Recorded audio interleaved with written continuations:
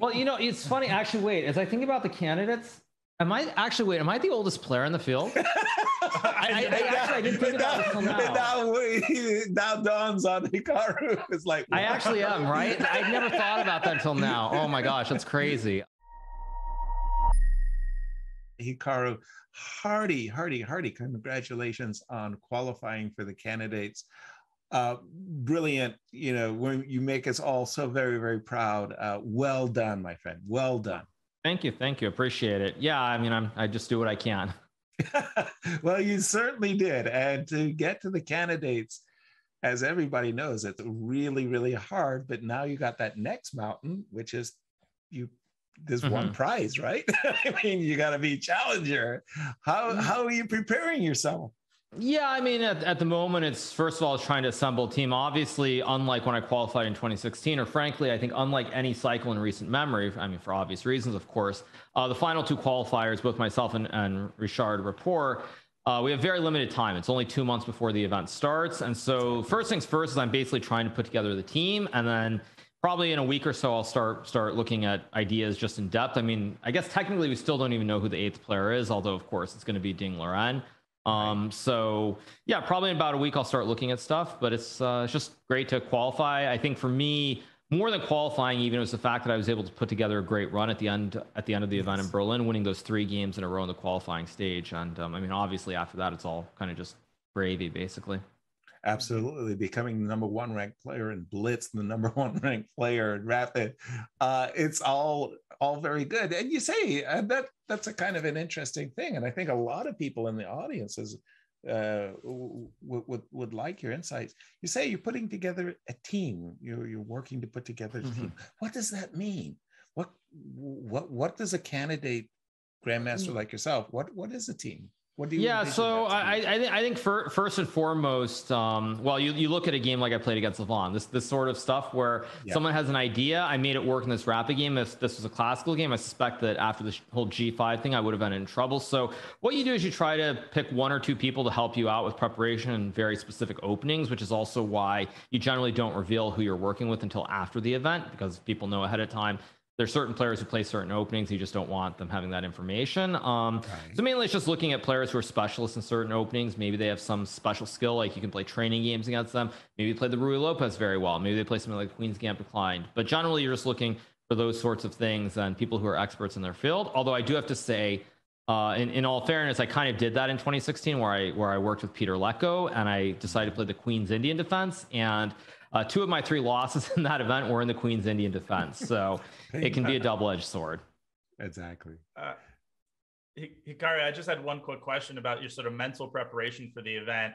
Are you sort of trying to treat it like the Grand Prix and telling yourself, this is just another tournament and I got to play my best? Or is it for you just sort of, this is a special tournament and your mental preparation is sort of very specific? How are you coaching yourself mentally in preparation for the candidates?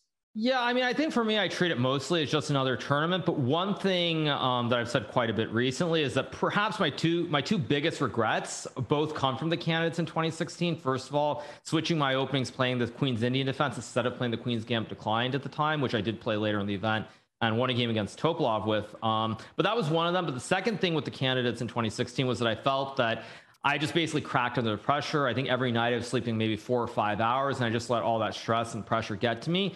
And even if I don't win the tournament this time, I think just having that chance to try and play good chess and perform better than I did just on that level is probably for me the most important thing, because I really didn't think I would ever have that chance after 2016. It sounds like you've already taken a lot of lessons from your very first candidate experience, and now you understand yourself just a lot better as a player. You're a much more mature player now, Hikaru. How do you rate your chances? Well, I mean, to be fair, I'm quite fortunate. I think that if this is, say, 2019, for example, I would probably have the same issues with stress and pressure. I think if you look at, say, Levon Aronian being the most prominent example, I think he played 5 or 6 candidates, and every single time after the first half, he was leading, and then towards the end, something went wrong. I think the fact that it's not make or break for me, the way that it will be for pretty much every other player, definitely helps me. And I think, I would say this: if I get out of the openings and I'm not in a lot of trouble, I think I'm maybe even a favorite in the event, or at least I feel very confident about my chances to just play chess. Wow. Mm-hmm. Well, Thank Hikaru, you. We'll let you go back to your stream. One last very quick question. Are you excited to play Alireza Firouzja in the candidates? Are you excited to show that the older generation still has some miles left in the tank?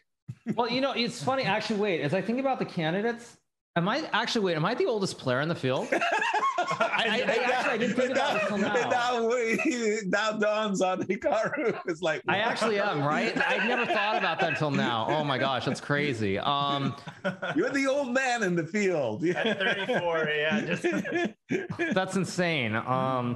It's a young man's game. Yeah, so I think what I would say is, for playing Alireza, he's probably one player that I haven't played a lot. Obviously, he's been training for a long time for the candidates. So it's going to be exciting. I think for Alireza, obviously there are a lot of people with really high expectations, thinking he's going to win the tournament, play Magnus in the future. But for me, yeah, I feel like I've always done well against him, and it's going to be very exciting to play against someone who's so much younger than I am, because really, since maybe the time I played against Magnus, I haven't felt, when Magnus first burst on the scene, I don't feel like I played someone where I felt that they're really all that much younger than me. It's just a couple of years, give or take. So it's going to be exciting, and we'll see how it goes. Wonderful.